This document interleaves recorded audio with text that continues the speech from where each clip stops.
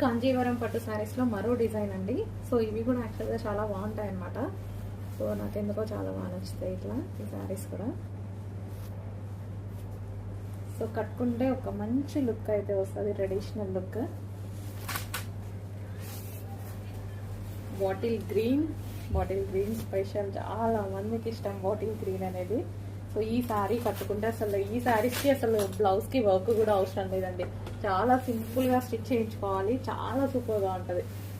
మంచి elbow hands పెట్టించుకొని ఒక చిన్న పైపింగ్ పెట్టి చేయించుకుంటే చాలు, చాలా క్లాసీగా ఉంటుంది శారీ. అప్పుడు